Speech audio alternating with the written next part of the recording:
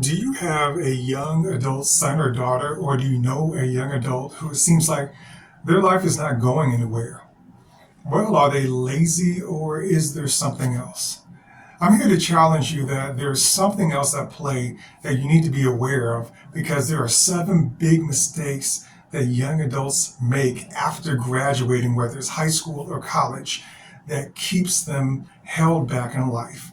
And if you know these seven big mistakes and remove them, get them out of the way, this person can thrive in life. But if these mistakes are there, I promise you, they will keep failing and they will never rise. I've seen this as 20 years as an educator. I've been a college professor for 20 years, academic advisor, instructional designer, department chair, director of summer school, band director at the college level, and I've gone out and recruited. I've seen and talked to the young people coming out of high school and also have seen all the students go from freshman year of college all the way through graduation and beyond. And there are certain things I've seen from the ones who have succeeded and the ones who have failed. And I want to make sure that people know what they are so they can succeed. I want everyone to succeed. And there are seven big mistakes to avoid. And we are going to go ahead and get to those seven. But I promise you, when we get to the final one, the top one, the number one reason is going to blow your mind. Let's get started. Again, I'm Lorne Lee, Dr. Lorne Lee. I have a doctorate in education, higher ed administration, and I've seen this at many levels. And the number seven reason, all right, number seven, we're going to work down to one, is expectations. I see people graduate high school and college and have these expectations so big. Oh, these are big, major expectations of what they're going to do. They're going to go off and they're going to start this huge company. They're going to work for this big company. They're going to do this and do that. And they have great plans. And I love the fact that they have great goals. Let me not say they have great plans. They have great goals. And I sit there and I listen to them. And I say, oh, that's great. That's great. If they don't move beyond talking about what they want or their big vision, there's usually a big problem because somebody who has a big vision usually wants to talk a little bit about the steps that they are taking to get that accomplished. And that's what I miss from a lot of people. From the young adults who I see having to go back home and sleep on their parents' couch. And parents, you know what I'm talking about. There's a fear about this happening. There's a major fear. And this usually starts where I see it starting. A big component is the expectations, managing expectations. That's a major one. And so managing expectations, biggest one on my list. Within managing expectations, what I've seen is this idea of fairness come up. This word fair. Oh, it's not fair. I hear from 5-year-olds a lot, 6, 7, 8, 9. Start to hear it more when they get to, middle school, junior high, high school. Fair. Something is not fair. Well, this shows me where they are in life. So there's fairness. And there should be fairness, I get that, but the world is not designed in fairness, not even the natural world. It is not fair that certain things happen. Certain things happening is not fair, but there is a system behind it. And so what shows me is that some people don't understand systems. So to give you a quick example, what I talk to a lot of young people about are systems. So I'll say, okay, even before we get to building a system for their life, in my book, Upgrade Your Life, we talk about systems. Systems is a big thing in my course, in my books, and there'll be a link in the description below. But the systems are important. So let's say you come to a stoplight, a traffic light, you're driving. And when you are at the stoplight, it seems like the people going in the other direction were able to have more time at the stoplight than the stoplight you're at, which caused you to sit there for another 2 minutes waiting. Now, you could say that's not fair, but that's the system. Systems are designed to be fair. They're designed to have an outcome. The outcome was only at this light that cars turn and order is maintained. That's most of the systems around the world. They are not concerned with fairness. I think we do a disservice to a lot of young people that by preaching fairness as as a system as opposed to how we treat one another. We can treat one another with fairness, but you have to realize when you are operating in a system, everybody has a system. There's a breathing system we have in you called the respiratory system. All these systems that operate, and they don't operate on fairness. None of them do. I think a lot of people, when they hear the term fairness, oh, that's their buzzword, their trigger word. It has to be fair. And fairness throws off expectations because for the rest of their life, nothing will be fair. Nothing will be fair. You get 90% of everything done, you will not get an A like you will on an assignment. Nothing's fair. It doesn't work like that. And so managing expectations is a major one because it's really a matter of letting go of, that I've seen, letting go of what you expect to see. That's fairness. If this is fair, I expect to see this. But there's a problem in letting go because it's a thought that their way is the only way that there should be. I mean, there's only one way to do things because that's the fair way. But once I see these students after they graduate, if I see them let go of fairness, the idea that everything has to be fair, then I see their lives progress because now they're thinking in terms of systems and they are going to master the system. That's it. Okay, let's go to number 6. We have 7 to get through. The top one is going to be mind-blowing. All right, so number 6, the social network.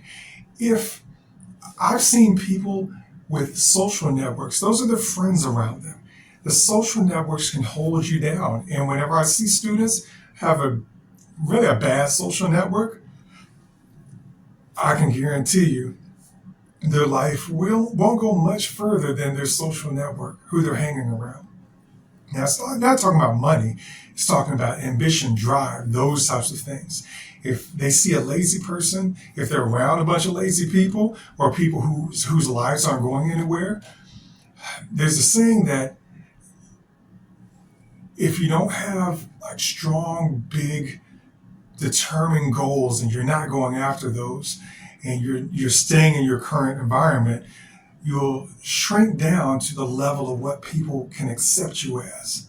Breaking free of your social network and getting to a better one is a major one. And those people who stay in their social networks that hold them down, that's a big mistake that holds them back in life and keeps them eternally on their parents' couch. I'm just trying to get people off their parents' couches. That's all. That's all we're doing. Number 5, let's keep going. Focus. Their ability to focus. I see people with big goals and they say, oh, I want to do this. And they have another great idea tomorrow. Oh, I want to do this. And next day I want to do this. So one semester I'm majoring in this. And next semester I'm majoring in that. It shows a lack of focus. And it's very hard to get to any destination when you keep turning down the wrong street. You are driving down the road and you say, oh, wow, I need to turn left because, I'll go there and I'll go. And you let all these directions happen and then you'll end up going in a circle or a road to nowhere. Lack of focus also reveals a lack of discipline because it takes discipline to be focused. Discipline is doing what you're supposed to be doing when you are supposed to be doing it, the way you are supposed to be doing it. Focus and discipline.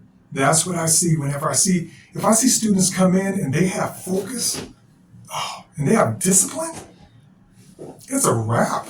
Game over. They're going to go far in life. Focus and discipline. Oh, I know it. But without it, huge mistake. They have to get past this.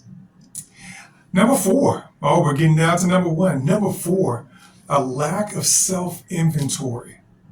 So this is what I call, something that if you don't have it, if you don't know this about yourself, you won't You haven't done a self inventory, which there are great self inventories out there. But if you haven't done this, you won't know what to improve. You don't know what you need to get, what you need to acquire, what skills you need to get. You don't know what you already have, so you don't know what you can use so you can capitalize on it. And the fourth one, you don't know what to walk away from because you haven't done a self inventory. Improve what you need to improve, acquire, use, or walk away from. Self inventory gives you that. And those who don't have it, when I see those students coming out of high school or going through college, and then by the end of college, they don't have it, I say, parents, get ready. They'll be back. You'll have to either take care of them or watch them suffer for a while because they need these to survive. Number 3, seeing without sight. So these are people seeing without sight. These are people who can see everything around the room but miss opportunities. That's major. There are opportunities around you at all times, but unless you see them, they won't stand out. I talk a lot about sight in my book, Upgrade Your Life. There's a whole chapter on sight shifting. But imagine this. If you walk outside, there are billions of things outside. Every blade of grass is one thing. Every car moving is a thing. There's a tree, there's a thing. There's things everywhere. There might be billions of things out there if you get down to a microscopic level. There are billions of things out there. There's so many things out there that your mind has to sift through, has to filter through. And so filtering through this becomes so difficult that the mind has to decide on like 5 or 10, 15 things to focus on. 15 things to focus on out of a billion. So what does it do? It brings those 15 or however many things to the front and drops everything else to the back. All right? Drops everything else to the back. So brings the 15 to the front, drops everything else to the back. So that's one aspect. Well, how does it decide what 15 to bring to the front? Whatever you're thinking about the most. It's like it's what you type in the search engine to filter through the web to find. That's what your mind does. It's relying on your concentration and on your focus. So then it brings those to the front. If you don't focus well and your mind shifts, it keeps bringing all these different things to the front, and then you get confused and you shut down. But if you can focus, your mind can bring all of these things to the front of the positive things you're focusing on. And then you'll start seeing opportunities. You'll start seeing things you never saw. And then other people will walk by these mountains of gold and diamonds, we'll say, of opportunities, and you'll see them. That's what the winners in life have been doing. They've been walking by what other people can't see. And what I see, a big mistake of these high school students and college students is that they're walking past all the gold and diamonds because they haven't been taught sight. They just know how to see. There's a difference. It's like hearing or listening. There's a difference. Listening is a focus. Hearing is involuntary. You're just hearing. Sight, if you open your eyes, you're seeing. You're seeing. But if you have true sight, you can look at something and analyze it and bring it to the forefront. All right. Number two. Okay, we are getting there again. Number 1 is going to blow your mind. It is big. But number two is planning. I see young adults with great goals. They have a goal, but their plans are not effective. Or sometimes they have goals, but the goals are so bad the effect is no good. So a lot of young adults who need to find better goals, some don't have goals, but better goals that they have with them that they can just recite. They can just say it. And then a plan of execution for those goals. Now, there are more things to goal setting, but if I don't see anybody with a goal and a plan that takes them step by step from beginning all the way to their goal, forget about it. I'm like, they're never going to reach the goal. Or if they reach it, they're not going to know what it is when they get to it because they haven't analyzed it. They haven't really planned for it. And if they get it, they can't hold on to it because they haven't done the biggest thing. The biggest thing is the number one reason why a lot of young adults fail in life. The big reason, a major reason, is a top level site and top level planning that has to do with identity. Their own identity, what they see when they look in the mirror, what they think about themselves, holds them back. I've seen it. If by the time they graduate, if they don't see themselves as what they want in life, you can forget it. And the only way they can see themselves is they have to become what it is that they want. Becoming. This is a big thing. So they haven't become what it is or started the process of becoming. Whenever I'm looking back at somebody's entering college, I'm looking to see by the time they graduate, it doesn't matter where they start. I'm looking to see, are they becoming over the next 4 years, are they becoming the type of person that qualifies for the thing that they want? What are they becoming? That's the big key. What are you becoming? If they don't have a plan of becoming, I'm sorry, they won't get far. If you look at, if you think of basic training, you think of military, you think of young people going into the military. Well, after basic training, you are supposed to see a difference. They need to become something, like become a soldier. If you go to police academy, if you go to anywhere, you're changing into what you are supposed to be because they can't use you as you are. They can only use what you become. And if you can't become it, then you fail boot camp and you start over or you leave. I've never been in the military, so I cannot tell you, but I can tell you this. You have to become what it is that they can use.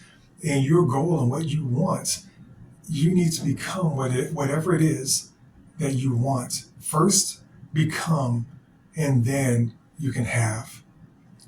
So this whole talk today is really about the 7 biggest mistakes that young people make. And these 7 big mistakes hold them back in life. If you can go through this video and you can help a young person, a young adult, tackle these particular issues and control them and succeed at them, I promise you their lives will go forward. Because whenever I see the people coming out of college, whenever I see them in my schools address these issues and master them, they are unstoppable. I tell you, they will go where they want to in life. And I want that for all people.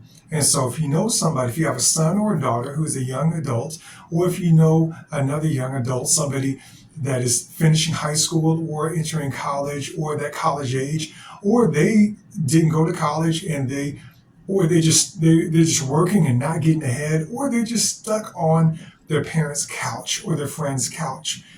If you help guide them through these 7 mistakes and make those 7 mistakes 7 strengths, then I promise you, in a year from now, their life will look totally different and it will work out for them.